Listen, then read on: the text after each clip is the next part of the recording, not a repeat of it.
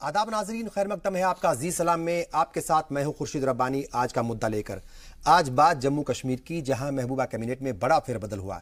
Cabinet के चेहरे तो बदल गए, लेकिन सवाल बुनियादी मुद्दों का है। रियासत के लिए बीजेपी पीडीपी का इत्तेहाद अपने वजूद में आते ही बहस का मौजू बन गया था। बीते वक्त के साथ साथ तो सियासी मजबूरी के तहत बनाए गए इस इत्तेहाद में इख्तलाफात खुलकर जाहिर होने लगे।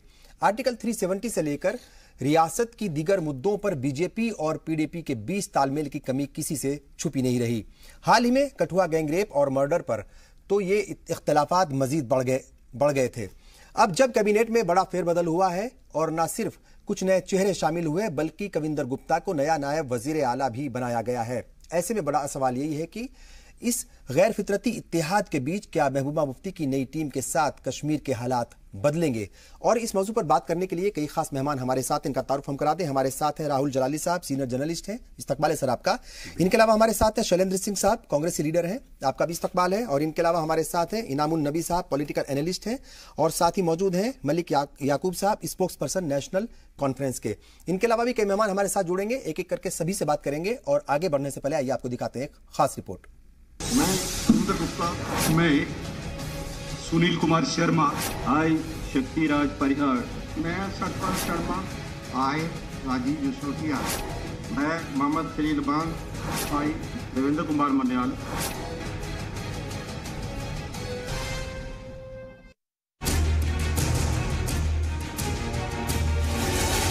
दो 2014 असेंबली इंतखाबात के बाद रियासत जम्मू और कश्मीर में बेहद गैर फितरी इत्तेहाद अमल में आया। नतीजे में बीजेपी और पीडीपी की सरकार बनी और अपने वजूद में आने के बाद बीजेपी पहली बार जम्मू कश्मीर सरकार का हिस्सा बनी। लेकिन बीतते वक्त के साथ ये गैर फितरी इत्तेहाद अपनी तासीर के मुताबिक ही जाहिर होने लगा।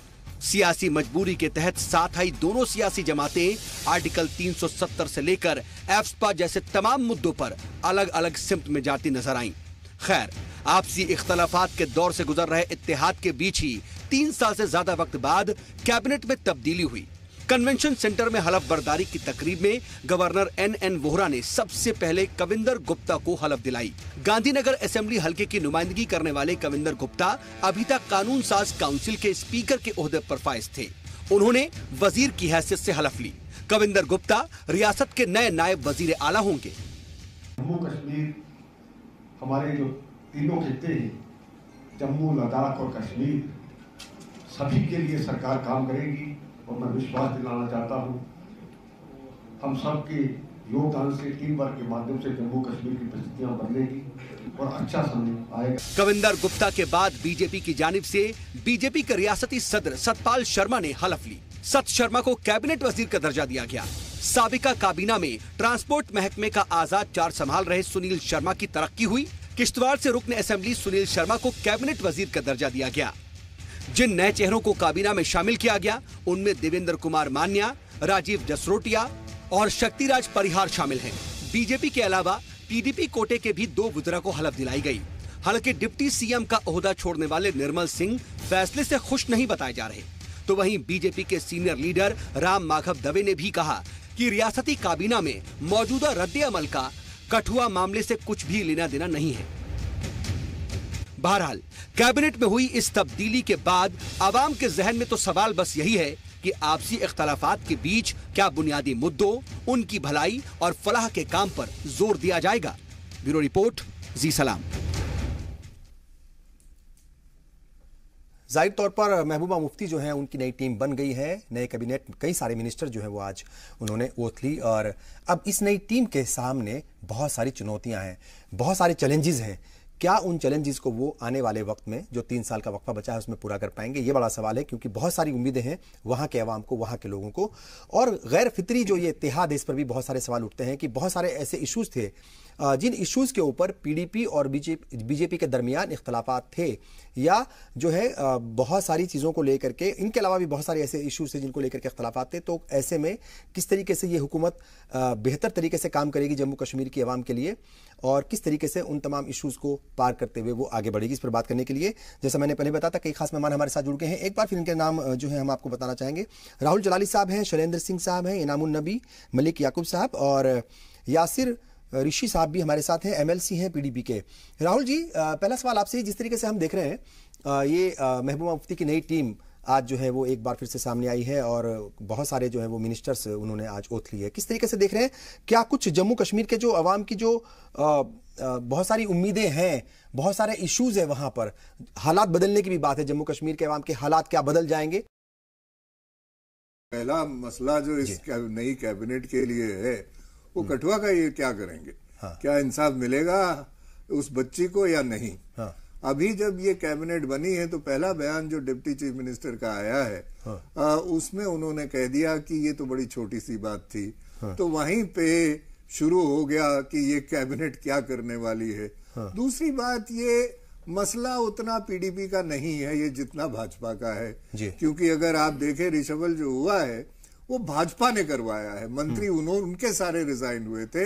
और उसमें भी देखिए इन्होंने जो इस रिशफल है, एक तो जो बयान आया डिप्टी चीफ मिनिस्टर का, उसके अलावा जो इस इलाके के एमएलए थे जसरोतिया, उनको कैबिनेट में जगह दे दी। तो ये भाजपा को तय करना है कि कठुआ पे उनका स्टैंड क्या है। एक तरफ तो लाल सिंह और इन दोनों मंत्रियों को, गंगा को हटा देते हैं। हाँ। दूसरी तरफ जसरोतिया जो उस रैली में थे, जहां लाल सिंह ने बयान दिया था जिसपे उन्हें हटाया गया, उसको मंत्री बना देते हैं कैबिनेट का। तो ये मैसेज क्या देना चाहते हैं? ये बड़ा सवाल मुझे तो लगता है भाजपा के खुद समझ में नहीं आ रहा है ये करें क्या। तो अगर यही शुरुआत है और मुझे लगता है कि पीडीपी जो है इसका सही जवाब दे पाएगी। पीडीपी के जो नुमाइंदे हैं, एमएलसी हैं यासिर ऋषि साहब, क्या आप सुन रहे हैं मेरी आवाज को? और अगर आप तक मेरी आवाज पहुंच रही है तो सवाल यही है कि ये जो एक के बाद एक चीजें होती रही, डेवलपमेंट होते रहे कठुआ मामले पर, और जिस तरीके से सियासत चली, लंबे वक्त तक इस पर सियासत होती रही, और ये कहा गया, हालांकि आज भी ये बयान आया है पार्टी की तरफ से कि जो भी रिशफल हुआ है, जो भी फेरबदल हुआ है कैबिनेट में, उसका कठुआ मामले से कोई लेना देना नहीं है। लेकिन सवाल तो यही उठ रहे हैं कि अगर लेना देना नहीं है तो फिर वो जो बयान आ रहे हैं उनका क्या होगा, उन बयानों का क्या होगा जिसमें कठुआ गैंग रेप को बहुत मामूली बताया जा रहा है, और जिसमें जो वहां के राजीव जसरेतिया जो है, जो उनको कैबिनेट में ले लिया गया है, तो उसका क्या होगा फिर?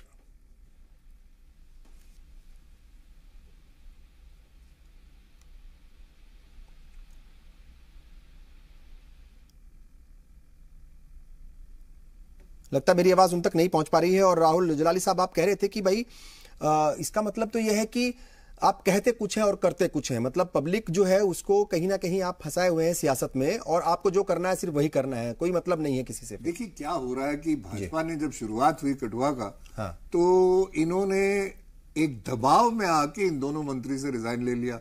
उसके बाद जम्मू में एक शुरू हो गया कि सीबीआई इंक्वायरी हो, लोग सड़क पे भी आए, हाँ। लाल सिंह रैली करने लगे, तो तब उस दबाव में आके जसरोटिया को मंत्री बना दिया। तो भाजपा के आप देखिए उनके जितने भी प्रवक्ता हैं जो आते हैं टेलीविजन पे, कोई सीबीआई के इंक्वायरी की मांग कर रहा है, कोई पुलिस की जो अभी रिपोर्ट आई है उसको सपोर्ट कर रहा है।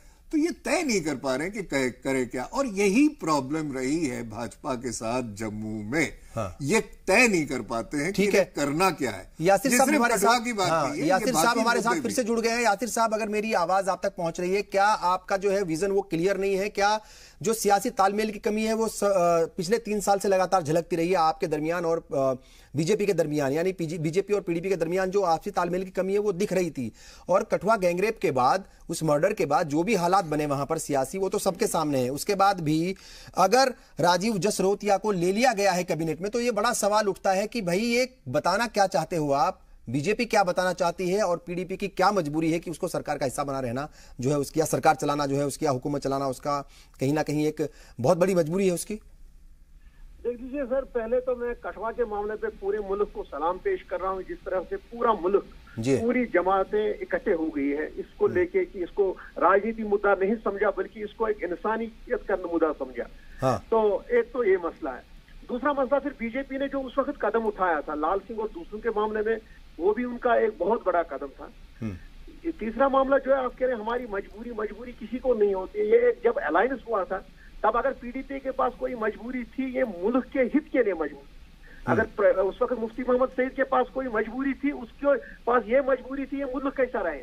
क्योंकि हमें नेशनल कांफ्रेंस ने खुली ऑफर की थी, कांग्रेस ने खुली ऑफर की थी, आप यहाँ पर कश्मीर की सरकार बना दी, मुस्लिम सरकार बना दीजिए। अगर मुफ्ती साहब ने उस वक्त उसको नहीं माना करना, उसमें पीछे एक ही मजबूरी थी, स्टेट और मुल्क कैसा चलेगा, इसके लिए क्या ठीक रहेगा, वही मजबूरी अभी भी है पीडीपी के पीछे, बाकी कोई मजबूरी नहीं। अगर मजबूरी नहीं होती तो जिस तरीके से राजीव जसरोतिया साहब को लिया गया है, ये उसी रैली में मौजूद थे। एक तरफ तो आप रैली में जाने के लिए 2 मिनिस्टर्स को हटा देते हैं और फिर उसी रैली में मौजूद एक एमएलए को ले लेते हैं, तो फिर सवाल तो उठेंगे ना साहब। मैं बिल्कुल वही आपको कहना चाहता हूं कि मैं आपको कह रहा हूं कि मुफ्ती साहब ने जब जिस वक्त ये अलायंस, अगर आप कहेंगे इसको मजबूरी की लेंगे, तो उस वक्त अगर हमें नेशनल कांफ्रेंस ने खुली ऑफर की थी और कांग्रेस ने भी कहा था हमारी खुली, कोई शर्त नहीं है, कोई मिनिस्टर नहीं बनाना है, लेकिन अगर हमारे लीडर और मुफ्ती साहब और हमारी पार्टी ने उस वक्त फैसला लिया, उस वक्त हमें ये नजर था कि मुल्क कैसा जुड़ेगा, इकट्ठा रहेगा, स्टेट कैसे इकट्ठे रहेगी। शायद हमारे पास अभी भी वो मजबूरी है, ये बीजेपी को वो समझना चाहिए। हाँ, इनामुन नबी साहब कुछ कहना चाह रहे हैं। इनामुन नबी साहब। जनाब, हैरानगी की बात है खुर्शीद साहब, ये यासिर ऋषि साहब जो कि पीडीपी के नेता भी है, ये कह रहे हैं मुल्क को तो मुबारकबाद देते हैं उठने के लिए, लेकिन खुद उठ नहीं पा रहे। ये किस तरह ये बात कह रहे हैं कि मुल्क को मुबारकबादी देते हैं, लेकिन आज खुद उन्होंने एक एमएलए को जो प्रो रैपिस्ट रैली निकली थी वहां, उसको आज मंत्री बना दिया। एक साइड से 2 मंत्रियों को सैक करके ये नोशन देने की कोशिश की कि कोई भी चीज टॉलरेट नहीं की जाएगी pertaining to that Kathua rape and murder case. लेकिन आज जब एमएलए जो कि उस रैली में मौजूद थे, तब जब वो हिंदू एकता मंच की तरफ से रैली निकाली गई रैपिस्ट को बचाने के लिए, रेप एक्यूज्ड को बचाने के लिए, जब उस रैली में उन्होंने भाषण भी दिए, तब तो ये एमएलए वहां पर मौजूद थे। आज तो आपने उसी एमएलए को क्या कहते हैं मंत्री बना दिया। दूसरी तरह से आपने खुद भी देखा, जो ही नए डिप्टी चीफ मिनिस्टर साहब ने हलफ उठाया, ठीक उसके बाद उन्होंने कठुआ रेप को एक छोटा सा इंसिडेंट करार दिया। क्या ये कहे कि इनके बारे में पहले तो बात करें, घर की तो बात करें, फिर आप मुल्क को ये मुबारकबादी पेश करें। पहले घर की तो बात करें, उनके बारे में तो बात करें जिन्होंने इसको छोटा सा इंसिडेंट बताया। अगर ये कोई छोटा सा इंसिडेंट, क्या ये किसी बच्ची का रेप और मर्डर छोटा इंसिडेंट है? किसी बच्ची का रेप और मर्डर छोटा सा इंसिडेंट है? जहां यूनाइटेड नेशन के सेक्रेटरी जनरल ने स्टेटमेंट दिया हो, जहां न्यूयॉर्क पोस्ट से लेकर वाशिंगटन टाइम्स में निकला हो, जहां पर पूरे हिंदुस्तान के लोग और सिविल सोसाइटी, अगर आपकी हुकूमत के डिप्टी चीफ मिनिस्टर ये कहते हैं कि मामूली बात थी या मामूली घटना थी, तो कहीं ना कहीं सवाल उठते हैं ना। इसका मतलब तालमेल की कमी है, इसका मतलब उस इशू को लेकर के वो बहुत ज्यादा संजीदा नहीं है।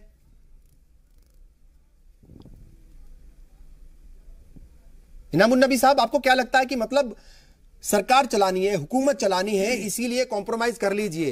एक इशू पर एक ही हुकूमत के 2 हिस्सा हैं, 2 अलग अलग पार्टियां हैं और दोनों का मौकफ अलग है, दोनों का जो है बिल्कुल उनकी सोच ही अलग है। मतलब सियासत कर रहे हैं, सिर्फ सियासत करनी है उनको। बिल्कुल खुर्शीद साहब, मैंने पहले भी आपसे कहा, आप ये तो पूरे मुल्क को तो मुबारकबाद देते हैं, बिल्कुल मुबारकबादी के मुस्तहिक है वो। जिस तरह पूरे हिंदुस्तान के अवाम निकले कठुआ के उस बच्ची के लिए इंसाफ मांगने के लिए, जिस तरह सिविल सोसाइटी ने रोल किया, जर्नलिस्टों ने रोल किया, नेशनल मीडिया ने रोल किया। ठीक है, देर आमद दुरुस्त आमद, 3 महीने लगे आपको हमारा दर्द सुनने में, लेकिन फिर भी आप निकले, उसके लिए बहुत शुक्रिया। लेकिन ये देखिए राजनीति कौन कर रहा है। जब उन्होंने 2 बीजेपी मिनिस्टर को सैक किया, उन्होंने उस वक्त ये रीजन दिया था कि कोई भी चीज टॉलरेट नहीं की जाएगी, क्योंकि उन्होंने रेप एक्यूज्ड के हक में जो रैली निकली थी उसमें उन्होंने शिरकत की थी, उसकी बिना पर उनको सैक किया गया। आज लेकिन उसी रैली में प्रो रेपिस्ट रैली जो थी, उसमें से जो एक एमएलए था उसको तो आज उन्होंने मंत्री बनाया। ये तो खुद सरकार कंफ्यूजन की शिकार है। आप इंसाफ की तवक्को कैसे रख सकते हैं? और जिस वक्त बीजेपी के जो जितने भी मिनिस्टर थे बीजेपी की तरफ से, आपने रैली में शिरकत की, वही दूसरी तरफ आप उसी रैली में से एक एमएलए को मिनिस्टर बनाते हैं। इनामुन नबी साहब, जिस वक्त ये इस्तीफे लिए गए थे उन 2 मिनिस्टर्स के, उसके बाद जितने भी मिनिस्टर थे बीजेपी के कोटे के, सबसे इस्तीफे ले लिए थे और ये कहा था कि इसका कोई ताल्लुक नहीं है, इसका कोई जो है कनेक्शन नहीं है कठुआ जो गैंगरेप था, जो मर्डर था, उससे। आपको लगता है कि वाकई नहीं था? चूंकि आज राम माधव ने भी यही कहा है कि इसका कठुआ गैंगरेप से जो रिशफल हुआ है उससे कोई लेना देना नहीं है। आपको लगता है कुछ भी लेना देना नहीं है, या उसके ऊपर भी बड़ी सियासत की थी उन्होंने तमाम मिनिस्टर्स के इस्तीफे लेकर के? एक पैगाम देने की कोशिश की थी, एक हिंट दिया था कि देखिए हम अपने मिनिस्टर से इस्तीफे ले सकते हैं। कोई प्रेशर था उस वक्त क्या चीफ मिनिस्टर के ऊपर बीजेपी की तरफ से, इनडायरेक्ट वे में? हेलो खुर्शीद साहब, मैं बताऊं आपको कि इस पूरे वाक़े पर, अफसोसनाक वाक़ा पर अगर किसी ने राजनीति की, वो तो बीजेपी ने ही की। पहले हिंदू एकता मंच बनाकर, फिर उसमें अपने 2 मिनिस्टरों को लगाकर, फिर खुद ही सैकिंग करके, आज फिर से एक एमएलए को मंत्री बनाकर, ये तो खुद ही इस पर राजनीति कर रहे हैं। और इससे साफ जाहिर होता है कि इंसाफ मांगने वालों के जो दिल है वो आज तो चकनाचूर हो गए। हम तो हैरान हैं। लोग इंसाफ की तवक्को रख रहे हैं, लोग इंसाफ का इंतजार कर रहे हैं। तो ऐसे में आपने उसी रैली में से जो एक एमएलए है उसको आज मिनिस्टर बना दिया। It is astonishing. हम हैरान हैं जनाब इसके। भाई यासिर ऋषि साहब, ये जो है ये मजबूरी क्या थी आपकी कि मतलब जो है उस एमएलए को जो उस रैली में शामिल था, जिसने बयान भी दिया था, जिसने अपनी वहां पे बाकायदा तकरीर भी की थी, हम राजीव जसरोटिया साहब की बात कर रहे हैं लगातार, क्या मजबूरी थी कि भाई उनको कैबिनेट में ले लिया? क्या मतलब पीडीपी की चली नहीं, क्या चीफ मिनिस्टर की चली नहीं, इसीलिए प्रेशर में आ गई बीजेपी के और उनको मिनिस्टर बनाया गया? आपको ये पहले ये समझना है कि हम सबको जरूरत है, ये एक अलायंस है पीडीपी और बीजेपी के दरमियान। उनकी अपनी पार्टी, हमारी दूसरी अपनी पार्टी है। सबसे पहले इंसाफ की जब बात करेंगे, ये पहली बार ऐसा हो गया है कि पहले जो भी चार्जशीट पेश की गई, मुजरिम जेल के सलाखों के पीछे थे, फिर पूरा मुल्क और पूरा दुनिया निकला कोई एजुकेशन करके। ये पहली चीफ मिनिस्टर ऐसा है जिसने पहला पूरा इंक्वायरी करी, पूरी इन्वेस्टिगेशन हुई और मुजरिम जेल के सलाखों के पीछे थी। इंसाफ तो मिल गया, इंसाफ का तकाजा उसी दिन। अब कोर्ट की बात है, कोर्ट को पता है कौन बेगुनाह और कौन गुनहगार है। अब रही बात वो किसको ले रहे हैं, किसको नहीं ले रहे हैं। नहीं, आपने किस तरह उनको आज, अगर आप कह रहे हैं आपकी तो मॉरली तो आप फिर करप्ट हैं, आपने किस तरह उनको अपने आप चीफ मिनिस्टर तो महबूबा जी है, उन्होंने किस तरह अलाउ किया एक बिना चीफ मिनिस्टर की इजाजत के, बिना चीफ मिनिस्टर की इजाजत के या उनसे परमिशन लिए बगैर या उनसे पूछे बगैर क्या किसी को बिना चीफ मिनिस्टर के इजाजत के थोड़ी कोई मिनिस्टर बन सकता है? आप थोड़ी किसी को चीफ ये मिनिस्टर बना सकते जब तक कि चीफ मिनिस्टर की अप्रूवल नहीं थी। आपकी मंत्री, आपकी चीफ मिनिस्टर साहिबा ने फिर उनको ग्रीन सिग्नल क्यों दी? बिल्कुल, उनको किस तरह अपनी कैबिनेट में शामिल किया? देख लीजिए, बीजेपी को पूरा मुल्क देख रहा है इसके मामले में। अगर बीजेपी कोई गलत करा, पूरा मुल्क उनको जवाब देगा और जवाब पूछेगा। इसके लिए आप और हम खाली नहीं, आप मुल्क को भाई आप तो हिस्सा है, आप तो हिस्सा है, आपकी पार्टी और बीजेपी मिलकर के हुकूमत चला रही है, तो जवाब तो आपको देना पड़ेगा। क्योंकि उन्होंने उस प्रो रैपिस्ट रैली में शिरकत की, लेकिन जिन्होंने उन 2 मंत्रियों को बुलाया, आज आपकी सरकार ने उन्हीं को मिनिस्टर बनाया। ये कैसा इंसाफ है? हमारी सरकार ने किसी को मंत्री नहीं बनाया। ये एक अलायंस पार्टनरशिप है हमारे साथ। मैंने पहले ही आपको कहा, जब ये एक अलायंस तो है, लेकिन चीफ क्या मजबूरी का अलायंस है? ये सवाल ये उठता है यासिर साहब। क्या चीफ मिनिस्टर साहब ठीक है उसमें एतराजात यासिर साहब जाहिर किए? क्या चीफ मिनिस्टर यासिर साहब क्या ये मान लिया जाए कि ये मजबूरी का अलायंस है, जो बीजेपी चाहेगी वो करेगी? लाल सिंह और दूसरे मंत्री को आपने सह किया, एक 1.5 साल हुआ है, मुजरिम जेल की सलाखों के पीछे चार्जशीट पेश हो गया, पता चलेगा और मुजरिम को सपोर्ट करने वालों को मंत्री बना दिया। उसको भी सजा मिलेगी। चार्जशीट पेश हो गया है, अब कौन सा ये रह गया? ऐसा तो है नहीं कि आप ठीक है।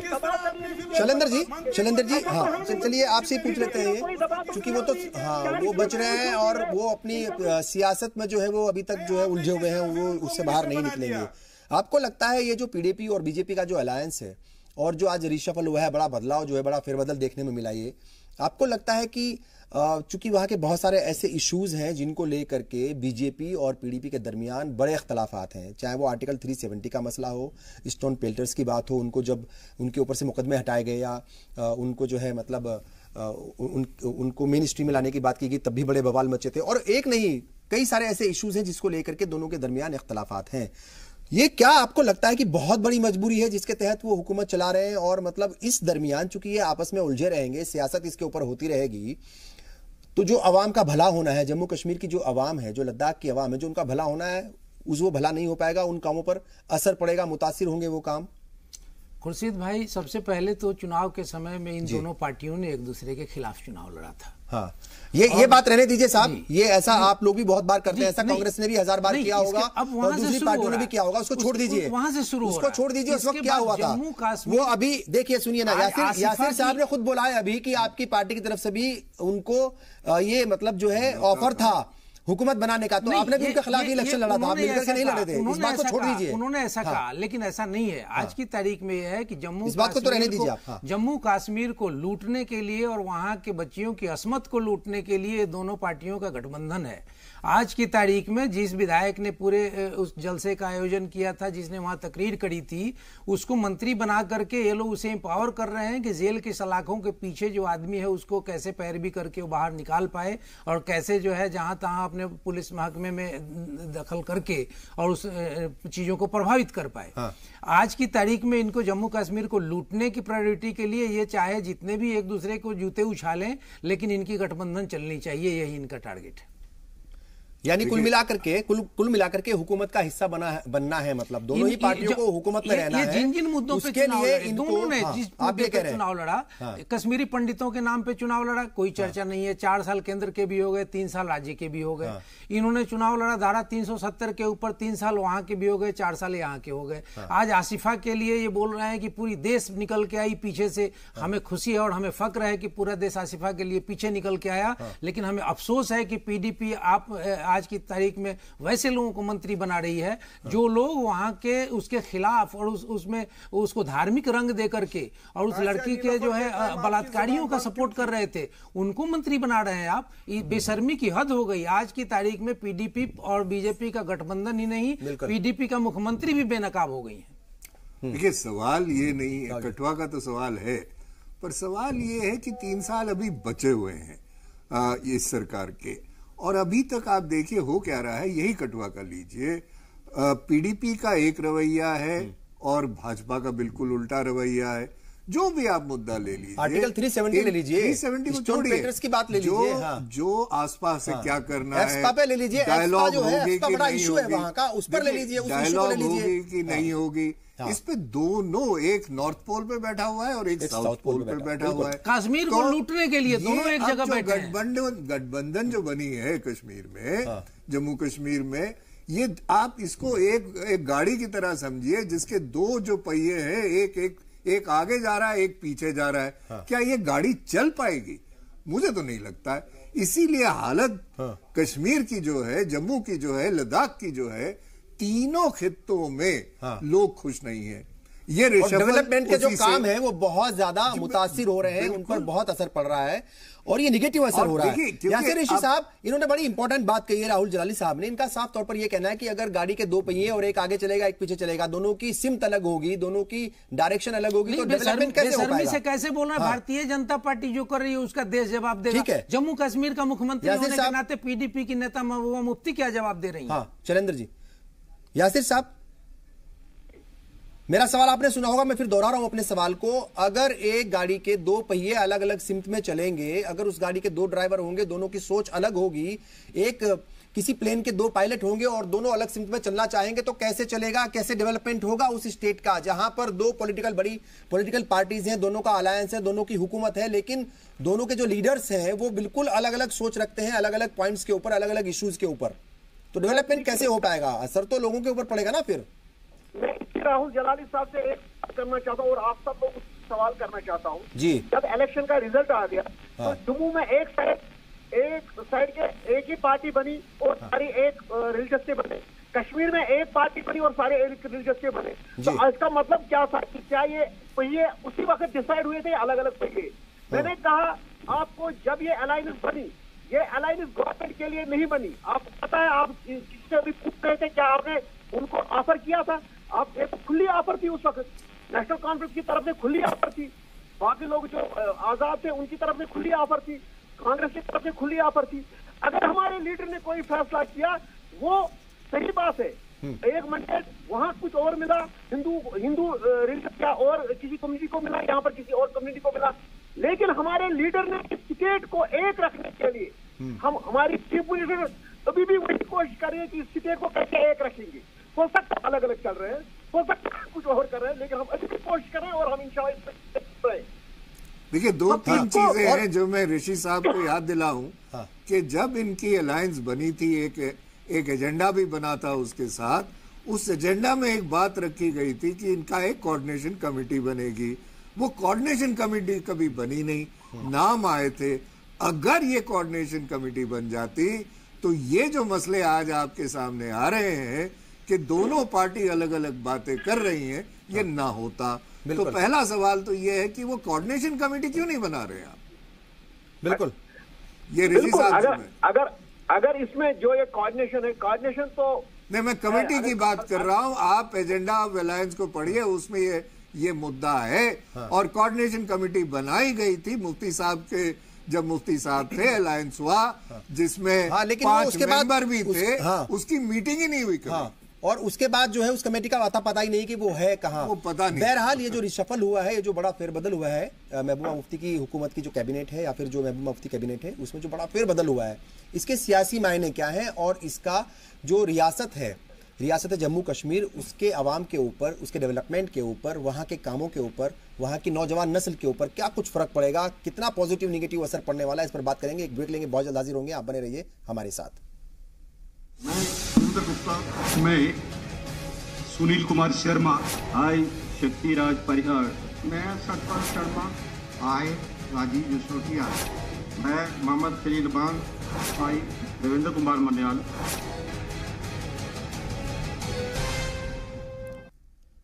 जम्मू कश्मीर हुकूमत की महबूबा मुफ्ती जो चीफ मिनिस्टर हैं, जम्मू कश्मीर की जो चीफ मिनिस्टर हैं, जो उनकी कैबिनेट है, उसमें बड़ा फेरबदल हुआ है, रिशफल हुआ है और कई सारे मिनिस्टर जो हैं आज उन्होंने ओथ ली है और ज़्यादातर जो है वो बीजेपी के कोटे से थे। कुछ दिन पहले उनसे इस्तीफा लिए थे, लेकिन सवाल ये उठ रहा है कि इस फेरबदल से, इस रिशफल से क्या कुछ मिलेगा और कैसे इस पर सियासत हो रही है, क्या कुछ जो जम्मू कश्मीर की आवाम है उसे फायदे होंगे, जो बहुत सारे डेवलपमेंट के काम हैं जो रुके पड़े हैं वो कैसे शुरू होंगे।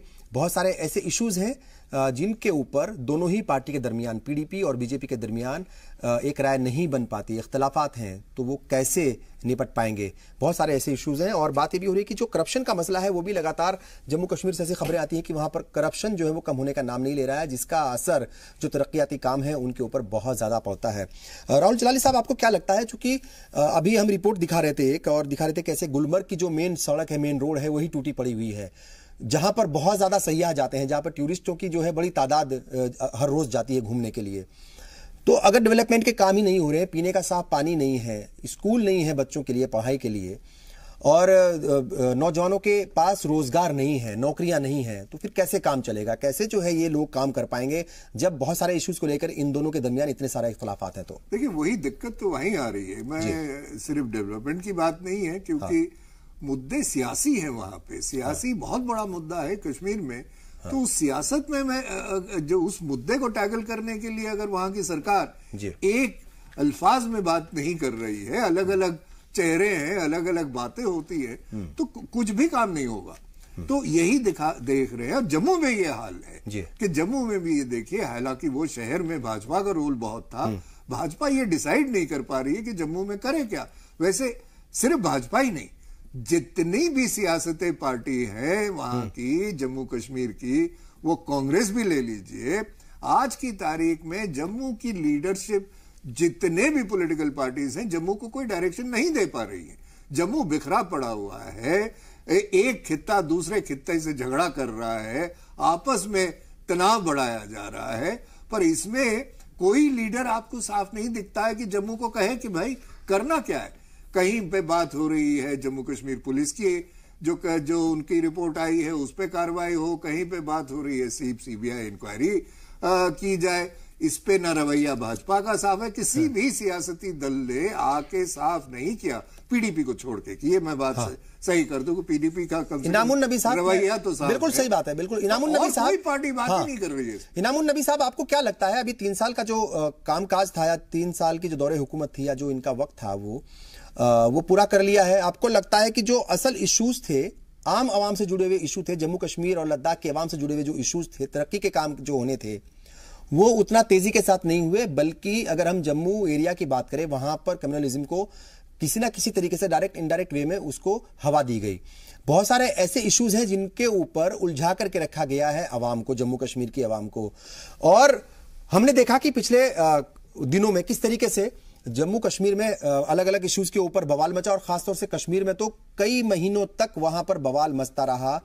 हर रोज जो है ऐसी खबरें आती रही कि जम्मू मतलब कश्मीर खासतौर से जल रहा था। और हुकूमत बहुत ज्यादा कुछ नहीं कर पा रही थी। हम देख रहे थे कि सेंट्रल गवर्नमेंट जो है वो कोशिशें कर रही थी, लेकिन उसके बहुत ज्यादा असरात नहीं हो रहे थे, बहुत ज्यादा असर वहां पर नजर नहीं आ रहे थे। आपको लगता है कि जो हुकूमत की जो खींचतान है आपस में, जो दो पार्टियों की खींचतान है, जो इन दो पार्टियों की सियासत है, सियासत बिल्कुल अलग है दोनों की, लेकिन हुकूमत एक है, उसका सीधा असर जो तरक्की के काम है उनके ऊपर पड़ता है और जो आम आवाम से जुड़े हुए काम है उनके ऊपर पड़ता है?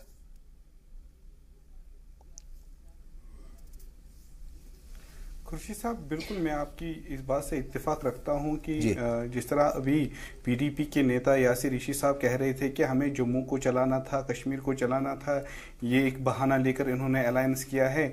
जम्मू में भी आप लोगों से मिले, वो भी नाराज, कोई काम तो है नहीं, कोई काम तो किया नहीं। कश्मीर में देख लीजिए, कश्मीर में भी आपको कोई काम नजर नहीं आएगा। अगर आप कहेंगे पिछले 3 वर्षों से जो एजेंडा ऑफ अलायंस, अब जो एजेंडा ऑफ ऑल अलाइज को हम कहते हैं, सारा झूठ उसमें लिखा हुआ है, क्योंकि अभी तक 3 बरस हो गए, सरकार की जो आधा वक्त है वो चला गया, लेकिन एक भी चीज अभी तक उसमें से इम्प्लीमेंट नहीं हुई। एजेंडा ऑफ अलायंस में ये लिखा गया था कि हम पावर प्रोजेक्ट्स को वापस लाएंगे, अभी तक हमने कहीं नहीं देखा उन पावर प्रोजेक्ट्स को वापस लाते हुए। कोई नई यूनिवर्सिटी कायम नहीं की गई। दूसरी बात आप देख लीजिए, करना यहाँ कुपवाड़ा में एक जगह है, उसके लिए टनल की डिमांड है, काफ़ी टाइम तक वो रास्ता कटा रहता है। इस वक्त भी 21वीं सदी में भी अभी तक उसका कोई अता पता नहीं। वाइलो किश्तवाड़ जो जम्मू के साथ एक और टनल मिलाने के लिए बनने जा रही थी, उसका भी कोई नामो निशान। मुगल रोड आज भी बंद पड़ा है, उसमें भी आपको टनल का काम करना था, वो कहीं नहीं। उन्होंने कोई काम किया ही नहीं है। जहाँ उन्होंने सियासी तौर लोगों को मायूस किया है, चाहे वो जम्मू की बात हो, कश्मीर की बात हो, लद्दाख की बात हो, वही तो इन्होंने डेवलपमेंट पर भी कोई खासा काम नहीं किया है। आज भी आप देख लीजिए, आए दिन यहाँ पर टीचर्स के प्रोटेस्ट रहते हैं, एसएसएस की सैलरी का इशू रहता है, आंगनवाड़ियों का इशू रहता है, और डॉक्टर्स बीच में काफी टाइम पर स्ट्राइक पर रहे, उन पर डंडे बरसाए गए। बहुत सारे ऐसे इश्यूज हैं जिनके ऊपर काम होना था। जम्मू पुंछ 4 लेन हाईवे बनना था, उसके ऊपर काम शुरू नहीं हो पाया है। जम्मू पुंछ 4 लेन हाईवे बनना था। अनएम्प्लॉयमेंट इतना बहुत, जिला में टनल बिल्कुल लेकर जाता है, बिल्कुल सच बात है। वो टनल अब तक और एक रिपोर्ट कहती है कि वहां पर बेरोजगारी जो है वो बढ़ी है, अनएम्प्लॉयमेंट जो है वो बढ़ा है। रिपोर्ट जो है वो बहुत अहम है और उस रिपोर्ट के मुताबिक जो बेरोजगारी है वो बढ़ी है, उस पर जो है उसको कम करने के लिए, बेरोजगारी को मतलब जो है कम करने के लिए या रोजगार बढ़ाने के लिए या नौकरियां देने के लिए बहुत ज्यादा काम नहीं हुआ। रिफ्यूजीज के लिए 9,500 करोड़ रुपए खर्च होने थे, उनके अपलिफ्टमेंट के लिए, उनके डेवलपमेंट के लिए सिर्फ 2,000 करोड़ रुपए ही खर्च हो पाए हैं। कश्मीरी पंडितों को जो है वापस लाना था, उनको बसाया जाना था और उनकी एक तरीके से घर वापसी होनी थी, सैटेलाइट टाउनशिप बननी थी, उसके ऊपर भी काम नहीं हुआ। खवातीन के लिए 33% यानी 33% जो रिजर्वेशन की बात बीजेपी ने मैनिफेस्टो में की थी, उसके ऊपर भी काम नहीं हो पाया। और जम्मू में आर्टिफिशियल लेक बननी थी, उसके ऊपर भी काम नहीं हुआ। बहुत सारे ऐसे इश्यूज हैं जिनके ऊपर काम नहीं हुआ। आपको लगता है क्या उन इश्यूज से जहन भटकाने के लिए ही कम्युनल, अगर वक्त हो तो मैं आपको काम गिनवा सकता हूं, बिल्कुल, जहां जहां ये फेल रहे हैं। ये तो जब पिछली सरकार थी तब ये कहते थे अगर कर्नाटका में 62 यूनिवर्सिटीज हो सकती है, यहाँ और 2 क्यों नहीं हो सकती? सच बात है, हो सकती है। कहाँ गए वो कॉलेज और वो यूनिवर्सिटियों के ख्वाब? बिल्कुल, यहाँ पर आज भी बच्चों को आला तालीम हासिल करने के लिए हिंदुस्तान के मुख्तलिफ शहरों में जाना पड़ता है। शैलेंद्र सिंह जी, वो जो ट्रांसफर एक्सपेंचर बिल्कुल सही बात है, बिल्कुल सही कह रहे हैं, पड़ता है। वही अगर वो स्टेट में ही वो फैसिलिटीज प्रोवाइड करते हैं, उनको बाहर जाने की, बाहर नहीं जाना पड़ता उनको। सच बात है। शैलेंद्र सिंह जी, आपको लगता है जो भी मैंने इश्यूज गिनवाए हैं, चाहे वो जम्मू पुंछ हाईवे की बात हो, टनल की बात हो, अनएम्प्लॉयमेंट जो है वो बढ़ रहा है और वो एक रिपोर्ट भी ये बताती है कि पहले के मुकाबले बेरोजगारी ज्यादा बढ़ी है, और रिफ्यूजीज के लिए पैसे खर्च होने थे, वो 7,500 करोड़ रुपए अभी तक खर्च नहीं किए, सिर्फ 2,000 करोड़ ही खर्च हुए हैं। कश्मीरी पंडितों की घर वापसी होनी थी, उनके लिए जो है एक अलग तरीके से टाउनशिप बनानी थी। मतलब बहुत सारे ऐसे इश्यूज हैं जिनके ऊपर काम होना था। आपको लगता है कि उनसे भटकाने के लिए, उनसे जहन भटकाने के लिए लोगों के, तो कम्युनल जो कार्ड है वो खेला जाता है, फिर उन चीजों को ज्यादा हवा दी जाती है, इसलिए ज्यादा ध्यान नहीं जाता उनके ऊपर। फिर खुर्शीद साहब, सबसे पहले कि जहां शुरू से थोड़ा सा देख लीजिए, 2 करोड़ लोगों का रोजगार का क्या हुआ, कोई जवाब नहीं है। महिलाओं के अत्याचार के खिलाफ चल रहा था, सरकार बनी यहाँ भी वहां भी, लेकिन उसका कुछ नहीं हुआ। पेट्रोल डीजल की कीमत आसमान छू रही है। रोजगार का तो कोई अवसर है ही नहीं। 2 करोड़ रोजगार देने थे, ये सारी चीजें हम लोगों ने देखी। लेकिन आज के मंत्रिमंडल के फेरबदल को थोड़ा सा दूसरे एंगल से देखने की आवश्यकता है। इसमें एंगल है कि 50% लूटने की जो बात है, तो इधर का जो भाजपा का 50%, उसमें भी दो बड़े कदावर नेता जो वहां निर्मल सिंह और कविंदर गुप्ता, इन लोगों में भी 25% बांटने लूटने की बात है। तो 3 वर्ष का जो टाइम बीता उसमें निर्मल सिंह जी ने जो करना था लूटा, अब कविंदर गुप्ता जी को मौका दिया गया। नहीं तो अगर निर्मल सिंह जी इतने नालायक थे, कविंदर गुप्ता जी लायक थे, तो उनको क्यों बनाया गया? एक, अगर कविंदर गुप्ता जी ही नालायक थे तो उनको क्यों बनाया गया? अगर लायक थे निर्मल सिंह, तो ये अपनी सियासी मजबूरियां भी होती है। हाँ, और वो कौन लायक था कौन नालायक था, ये उनका अपना जो है आकलन खुद का हो सकता है, उनकी पार्टी का। मैं नहीं बोल रहा, ये इनकी तरफ से ही है। कोई ना कोई उसमें नालायक है, ये बताएं कि कौन नालायक है, कौन। चलिए अभी जम्मू चलते हैं सीधे। हाँ, मलिक मैं आ रहा हूँ आपके पास। मलिक याकूब साहब वहां पर मौजूद है हमारे साथ और स्पोक्स पर्सन है नेशनल कॉन्फ्रेंस के। क्या लगता है साहब, ये जो रिशफल हुआ है, बड़ा फेरबदल हुआ है महबूबा मुफ्ती कैबिनेट में, किस तरीके से आप देख रहे हैं? उसमें कहाँ कुछ सियासत नजर आ रही है या कहाँ एतराजात हैं आपके? चूंकि आपकी ही पार्टी के जो बड़े लीडर हैं, जो चीफ मिनिस्टर भी रह चुके हैं, उन्होंने भी कहा है कि ये सब बेवकूफ बनाने की बातें हैं और ये सब ठीक नहीं है। जी जनाब, कुछ होने वाला नहीं है। कविंदर गुप्ता साहब ने आज जब ओथ लिया है, उसके बाद उन्होंने आज एक बयान दिया है, बहुत शर्मनाक बयान है। उन्होंने कहा कि कठुआ का जो मसला था ये कोई मामूली मसला है और इनको ये पता नहीं मैं क्या कह रहा हूं। एक डिप्टी सीएम होके भी उसे इतनी गलत बयानी उसने की। कुछ होने वाला नहीं। हमारे बच्चों के पास रोजगार नहीं है। हमारे जम्मू कश्मीर में 15 लाख बच्चे और बच्चियां जो पढ़े लिखे हैं, जिनके पास बिल्कुल रोजगार नहीं है और वो पत्थर नहीं उठाएंगे तो क्या करेंगे? आप मेरे को बताइए। लेकिन पत्थर उठाने से कोई मसले का हल हो जाएगा क्या साहब? ये गलत बात है आपकी। मैं वही कह रहा हूं। देखिए आपको नहीं आपको मौका दे दीजिएगा। हाँ, नहीं आपको बोलने से पहले सोचना चाहिए। क्या नौजवान के हाथ में अगर पत्थर होगा, क्या वो मसले का हल है? क्या उससे रोजगार मिल जाएगा? मुझे लगता है तो आप भी अजीब तरह की बात कर रहे हैं, अजीब सियासी बात कर रहे हैं आप भी। महबूबा मुफ्ती साहिबा ने जब गवर्नमेंट पकड़ी थी, महबूबा साहिब जब इलेक्शन कैंपेन चलाई थी, उसने लोगों से वादा किया था गली गली जाकर। उसे कहा कि हर घर में 2-2 मुलाजिम हम लगा देंगे, आप एक मौका दे दीजिए पीडीपी को। और वो सबज ड्रेस लगाकर गली गली गाँव में घूमी और आज तक उन्होंने क्या किया? और अगर किसी को रोजगार दिया, वो सिर्फ अपने मंत्री को दिया, अपने एमएलए के बच्चों को रोजगार दिया और किसी को रोजगार नहीं मिला। हमारे बच्चे इस वक्त बहुत परेशान हैं। हमारे बच्चे मर रहे हैं, पुलिस वाले मर रहे हैं, हमारे नौजवान मर रहे हैं, हमारे बच्चों की बीनाई छीनी गई है। ये आपको सबको पता है। और जम्मू कश्मीर में पीडीपी और बीजेपी सरकार टोटली फेल हो चुकी है। इनकी कोई भी पॉलिसी नहीं है जम्मू कश्मीर में, टोटली फेल हो चुकी है सरकार। दूसरी बात, मोदी जी ने कहा था कि सबका साथ सबका विकास। आप मेरे को बताइए कि जम्मू कश्मीर में इनकी क्या पॉलिसी रही है हमारे जम्मू कश्मीर के नौजवानों के लिए? उन्होंने कहा था एजेंडा ऑफ अलायंस में, उन्होंने कहा था कि हम आपके जो पावर प्रोजेक्ट्स हैं वो हम वापस करेंगे। कहां का कितना झूठ बोल रहे हैं, लोगों को बेवकूफ बना रहे हैं। बहुत सर सुनिए ना, आप देखेंगे लोगों को उखाड़ फेंकेंगे। मलिक याकूब साहब इस तरह फेंके जिस तरह मलिक याकूब साहब, महबूबा मुफ्ती हुकूमत से पहले आपकी पार्टी की भी हुकूमत थी, वो भी कोalition पार्टी चली थी, ठीक है साहब। उस वक्त अगर तरक्की के काम होते, उस वक्त अगर डेवलपमेंट के काम होते, उस वक्त अगर नौजवानों के हाथ में रोजगार होता या उनके पास नौकरियां होती, तो जो आपने पत्थर उठाने की बात की थी तो शायद आज वो आपको नहीं करनी पड़ती। और जो करप्शन की बात यहां पर हो रही है, जो डेवलपमेंट नहीं हुआ उसकी बात हो रही है, जो पानी पीने का नहीं पहुंच रहा है, जो अच्छे स्कूल नहीं खुले हैं, जो सड़कें टूटी पड़ी हैं, तो शायद आज वो बातें नहीं होती। कुछ काम तो आपकी हुकूमत ने भी कर लेना चाहिए था उस वक्त। देखिए आज आपको पहले पता होना चाहिए। आप देखिए आपको पता होना चाहिए कि यहाँ जम्मू कश्मीर में 96 में कितने हालात खराब थे। और किस बड़ी मुश्किल से जब फारूक अब्दुल्ला साहब ने हुकूमत संभाली, हालात किस तरह सुधारे जम्मू कश्मीर में, खासकर कश्मीर की बात अगर हम करें। उमर अब्दुल्ला साहब ने किस तरह सारी पॉलिटिकल पार्टियों के पास यही बात होती है कि हमें जो है नौजवानों को रोजगार दिया। ज्यादातर लोग यही कहते हैं कि भाई हमें जो सरकार मिली है वो बहुत ज्यादा कर से डूबी हुई है और बहुत बुरे हालात हो गए थे पहले हुकूमत से इल्जाम लगाते हैं। सबसे आसान काम है। देखिए मसला बड़ा संजीदा है और इन सब सियासतदानों को वो सोचना चाहिए, खासकर जो जम्मू कश्मीर के हैं। क्योंकि याकूब साहब जरा सुन लीजिए बात, आप भी सोचिए इस पे। याकूब साहब जरा दूसरों को भी सुनिए। कोई बात नहीं, मैं ये कह देता हूँ, खासकर मसला इन्हें सबको और देश को भी दिल्ली को भी, भाजपा को, यहाँ पे कांग्रेस को, सबको मिलकर सोचना चाहिए।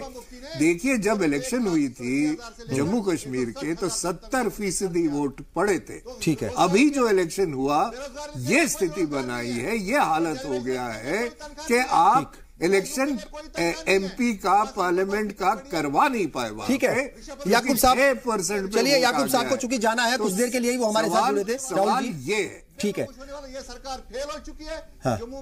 जम्मू कश्मीर में, ठीक है, बीजेपी और पीडीपी की सरकार टोटली फेल हो चुकी है। पूरा पॉलिटिकल बयान है आपका, कोई भी मसले की बात आपने नहीं की। बहरहाल आप हमारे साथ जुड़े, बहुत बहुत शुक्रिया। चूंकि आपके पास वक्त की कमी थी और हमारे पास भी यहाँ वक्त की कमी है, एक ब्रेक लेंगे हम, बहुत जल्द हाजिर होंगे। और बात हो रही है महबूबा मुफ्ती हुकूमत की, बड़ा रिशफल हुआ है, बड़ा फेरबदल हुआ है, कई सारे कैबिनेट मिनिस्टर जुड़े हैं और ज्यादातर जो है वो बीजेपी कोटे से मिनिस्टर बने हैं और एक मिनिस्टर के ऊपर सवाल भी उठ रहे हैं। बहरहाल क्या सियासत हो रही है और इस रिशफल से नई जो कैबिनेट बनी है उससे जम्मू कश्मीर की आवाम को क्या कुछ मिलेगा? नौजवानों के पास अगर रोजगार नहीं है तो उन्हें रोजगार कैसे मिलेगा? क्या कुछ प्लानिंग इनके पास है भी कि नहीं है? इस पर बात करेंगे, एक ब्रेक लेंगे, आखिरी ब्रेक है, बहुत जल्द हाजिर होंगे, बने रहिए हमारे साथ। मैं सुनील गुप्ता, मैं सुनील कुमार शर्मा, आई शक्तिराज परिहार, मैं सतपाल शर्मा, आई राजीव जसोटिया, मैं मोहम्मद खलील बान, आई देवेंद्र कुमार मन्याल। जम्मू कश्मीर में महबूबा मुफ्ती को नई टीम मिल गई है। बहुत सारे मिनिस्टर्स ने आज ओथ ली है, कई सारे मिनिस्टर्स जुड़े हैं, 6 कैबिनेट मिनिस्टर जुड़े हैं, स्टेट मिनिस्टर जुड़े हैं और डिप्टी सीएम भी नए मिल गए हैं।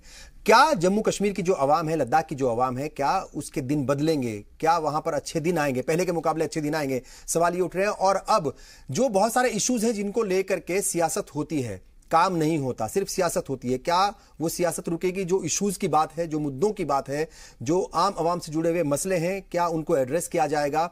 और क्या नौजवानों को अब रोजगार दिया जाएगा? जो कई ऐसे लोग भी हैं जिनके हाथों में पत्थर आ जाते हैं, तो क्या कोई ऐसी प्लानिंग है हुकूमत के पास? दोनों ही पार्टियां मिलकर के, जिनकी हुकूमत है वो मिलकर के कुछ ऐसे इकदाम उठाएंगे कि पत्थरबाजी कम हो जाए, पत्थरबाजों की तादाद जो है वो खत्म हो जाए? क्या ऐसा कुछ हो सकता है? और जो डेवलपमेंट के काम है वो ज्यादा हो, जो करप्शन है वो कम से कम हो, या करप्शन खत्म हो जाए? क्या इसके ऊपर जो है काम होगा? इस पर बात कर रहे हैं हम। लगातार कई मेहमान हमारे साथ जुड़े हुए हैं। इनामुल नबी साहब, आपको क्या लगता है कौन कौन से वो इश्यूज हैं अब जिनको बिल्कुल छोड़ देना चाहिए, जिनके ऊपर सियासत नहीं होनी चाहिए, लेकिन अगर रोजगार की बात करें, नौजवानों की बात करें, तालीम की बात करें और जो डेवलपमेंट के काम है अगर उनकी बात करें, उनके ऊपर ज्यादा जोर देना चाहिए आपको लगता है? और क्या वो हो पाएगा? आपको उम्मीद भी है कि नहीं?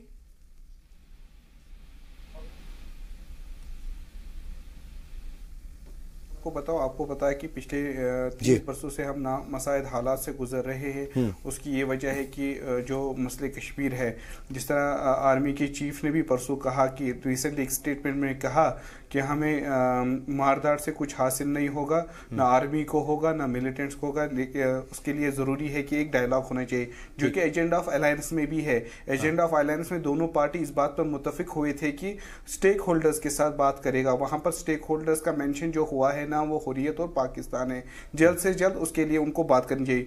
रही बात डेवलपमेंट की, मैं आपको बताऊं खुर्शीद साहब, कल यहाँ पर नायब तहसीलदार के असामियों के लिए ये एग्जामिनेशन था। 180 पोस्ट खाली थे और 180 पोस्ट के लिए 80,000 उम्मीदवार आए थे। इससे पहले यहाँ पर एक ये बड़ी तस्वीर कॉलेज में क्लास, ये बड़ी मिसाल थी बेरोजगारी की। मुझे लगता है कि इससे बड़ी मिसाल और क्या हो सकती है? एक 180 पोस्ट के लिए अगर 80,000 एप्लीकेशंस आ रही हैं तो आप अंदाजा लगाइए कि क्या हालात होंगे उस स्टेट के। जो गवर्नमेंट मेडिकल कॉलेज में, बिल्कुल, पहले मैं एक कंप्लीट करूं। गवर्नमेंट मेडिकल कॉलेज में परसों क्लास 4th एम्प्लॉय के लिए पोस्ट निकली थे।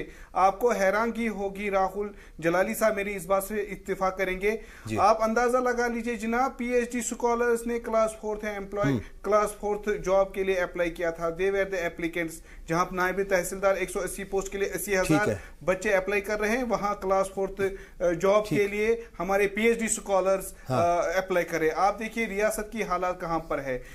मैंने इसीलिए आपसे कहा, ना मसले कश्मीर, ना कश्मीर इशू हल हो रहा है, ना इश्यूज ऑफ कश्मीर हल हो रहे। दोनों साइडों से कश्मीरी को एलिनेशन, चाहे वो जम्मू का हो, कश्मीर का हो या लद्दाख का हो, हर एक खिते को एलिनेशन से एलिनेशन कंट्रीब्यूट किया। शैलेंद्र साहब, आपको क्या लगता है? ठीक है sir, thank you so much. Shailendra साहब, आपको क्या लगता है कि जो इश्यूज हैं अब उनके ऊपर ज्यादा जोर देना चाहिए? चाहे वो कनेक्टिविटी का मसला हो, चाहे वो रोजगार का मसला हो, वहां पर जो बवाल होता है उसको कम करने की बात हो, जो करप्शन बहुत ज्यादा वहां पर है, सेंटर से पैसा जाता है वो कहां खर्च होता है कहां नहीं किसी को नहीं पता। ठीक है साहब, बंदरबाट लोग कहते हैं कि ऐसा हो जाता है वहां पर, इसीलिए सड़कें टूटी पड़ी हैं, छोटा सा स्टेट है उसके बावजूद भी अगर डेवलपमेंट नहीं है तो सवाल तो उठेंगे ना। खुर्शीद साहब, सबसे पहले कश्मीर का जो हिस्सा बहुत सारा है जो साल में एक दूसरे से कटा रहता है जी। जैसा कि हमारे जो है जलाली साहब ने कहा, तो उन टनल्स को बनाना, लद्दाख से उसको पूरे साल जोड़े रखना, जम्मू से पूरे साल जोड़े रखना और पूरे क्षेत्र की कनेक्टिविटी बनाना सबसे पहला काम। दूसरा, जैसा कि इमामुल नबी ने बताया उस चीज से मैं सहमत हूँ कि जो रोजगार के जो अवसर हैं वहां उपलब्ध कराना, 180 के लिए 80,000 लोगों का आना, ये अपने आप में बहुत भयावह स्थिति है। दूसरा, तीसरा है कि वहां पे जो है स्वास्थ्य की सुविधाएं और एजुकेशन का सिस्टम को वहां पे मजबूत करना, जिससे कि वहां के बच्चे पूरे हिंदुस्तान में घूम रहे हैं। और तीसरा, सबसे इससे हट के पॉलिटिकल चीज को देखना जरूरी है कि भारतीय जनता पार्टी ने आज एक ऐसे बदजुबान व्यक्ति को वहां का डिप्टी सीएम बनाया है जिसके लिए बच्चियों की हत्या, उनके ऊपर आप कह रहे हैं कि कंट्रोल होना चाहिए, उनके बच्चियों की हालत, बेकार की बयानबाजी ना करें। सरकार के ऊपर जो बोलता है कि छोटी मोटी घटना है, ये बात उस बात को याद दिलाता है कि योगी आदित्यनाथ ने 13 बच्चों की हत्या के ऊपर उनके गार्जियन को बोलता है कि नौटंकी बंद करो। तो इस तरीके से भारतीय जनता पार्टी अपने चरित्र को दिखा रही है। राहुल जी क्या कहेंगे, आपको क्या लगता है कि चूंकि हम यासिर जी के पास भी पहुंचेंगे, आखिर में उन्हीं से पूछेंगे कि क्या कुछ वो करने वाले हैं, लेकिन आपको क्या लगता है, क्या उनको जो है वो सजेशन देना चाहेंगे, ये तमाम तरह की पॉलिटिक्स बंद हो, तमाम तरह की बातें हो, अब काम हो जम्मू कश्मीर की आवाम के कुछ भले के काम हो जाए? देखिए, पहली बात तो ये है कि जो मैं पहले भी कह चुका हूं, पहले तो आप एक नया एजेंडा बनाइए, आपको करना क्या है दोनों को, भाजपा को और पीडीपी को मिलके। दूसरा, आपने जो कोऑर्डिनेशन कमेटी बनाई थी उसको रिवाइव करिए। बिल्कुल, एजेंडा में क्या रहेगा? जम्मू की हालत देखिए, जम्मू बिल्कुल शांत था, बिल्कुल ठीक चल रहा था। अब वहां पे कश्मीर जैसा माहौल बन चुका है। इससे पहले कैसे कंट्रोल करेंगे कि वहां पे कोई तनाव ना हो, कोई वारदात ना हो जाए? पहले तो इससे कंट्रोल करिए। आज जम्मू के लिए कोई लीडरशिप रही नहीं है, तो इस पे सोचिए। सबसे पहले एक डायरेक्शन दीजिए जम्मू को कोई, और मैं ये तमाम सियासती पार्टियों को कह रहा हूं, कांग्रेस भी है वहां पे, नेशनल कॉन्फ्रेंस भी है, तमाम है, कोई तो डायरेक्शन दीजिए वहां, बिल्कुल डायरेक्शन भला कीजिए। दूसरी बात, आपको इन्वेस्टमेंट चाहिए। सबसे बड़ी जो दरकार है वो इन्वेस्टमेंट की है, इन्वेस्टमेंट और नौकरियों, और उसके लिए माहौल बनाना पड़ेगा साहब, उसके लिए माहौल बनाना पड़ेगा। यासिर रशीद साहब, यहां पर बहुत सारी बातें हुई हैं, डेवलपमेंट की बात भी हुई है, करप्शन की बात भी हुई है, तमाम तरह के इश्यूज आए हैं, लेकिन एक जो बहुत अहम बात निकल करके आई है राहुल जी की तरफ से, वो ये कह रहे हैं कि वहां पर इन्वेस्टमेंट चाहिए, और इन्वेस्टर्स तभी आते हैं जब माहौल अच्छा होता है, जब काम करने के मौके ज्यादा होते हैं, जब आप जो है वो माहौल को अच्छा बना करके रखते हैं। आपको लगता है तमाम तरह के इश्यूज को हल कर लिया जाएगा, जो बेरोजगार है उनको रोजगार मिल जाएगा, करप्शन को कम कर दिया जाएगा, सड़कें बन जाएंगी, पानी, स्कूल मिल जाएगा लोगों को वहां पर? क्या ये हो पाएगा? क्या आपसे ये उम्मीद करनी चाहिए आपकी हुकूमत से? बिल्कुल, जलाली साहब ने बिल्कुल सही फरमाया कि जो भी ये इश्यूज होते हैं, जो भी ऐसा कुछ होना चाहिए, हाँ, तो उसमें अगर हम सबसे पहले अगर हम रोजगार की बात करेंगे या डेवलपमेंट की बात करेंगे, जैसे कि इमामुल नबी साहब कह रहे हैं कि फरमा रहे थे, ये दो इश्यूज है, मसले कश्मीर और मसाइल के कश्मीर, ये दो इश्यूज है। लेकिन अगर हम कहेंगे डेवलपमेंट की बात, जब ये पार्टी हमारी बनी, सबसे पहले ये हमें देखना है कि जब पीडीपी बनी उससे पहले ये मसला बना था, उससे पहले 10 साल पहले यहाँ बंदूक आया था, गन आए थे। ठीक है सर, सब कुछ पहले हुआ था, अभी कुछ नहीं हो रहा है। मैं कंप्लीट कर रहा हूँ। वक्त की कमी है सर, वक्त की कमी है, कम से कम अल्फाज में बात कीजिए। अब डेवलपमेंट की ये बिल्कुल सही बात है जो जलाली साहब ने कहा, सबसे पहले डेवलपमेंट के लिए एक माहौल साजगार होना चाहिए, हालात नहीं होने चाहिए, ठीक है, डेवलपमेंट होगी। बाकी हम एक यहाँ और ज्यादा जिम्मेदारी आपकी पार्टी के ऊपर है, क्योंकि आपकी पार्टी की चीफ मिनिस्टर है, तो जाहिर तौर पर आपकी पार्टी के ऊपर ज्यादा जिम्मेदारी है। जम्मू, ठीक है, चलिए, उम्मीद अच्छी है ना, उम्मीद के ऊपर दुनिया कायम है। उम्मीद करते हैं, चूंकि जम्मू कश्मीर की आवाम को, जम्मू कश्मीर की हुकूमत को नए डिप्टी चीफ मिनिस्टर मिले हैं, कई सारे कैबिनेट नए मिले हैं। उम्मीद करनी चाहिए कि अब जो बेकार के मुद्दे थे, जो फिजूल के इश्यूज थे, उनके ऊपर ज्यादा बात ना होगी, उनके ऊपर सियासत नहीं होगी, बल्कि आम आवाम से जुड़े हुए, जम्मू कश्मीर के जो आम लोग हैं उनसे जुड़े इश्यूज के ऊपर बात होगी, उनको एड्रेस किया जाएगा और उनको हल किया जाएगा। आप सबने प्रोग्राम देखा, बहुत बहुत शुक्रिया, आदाब।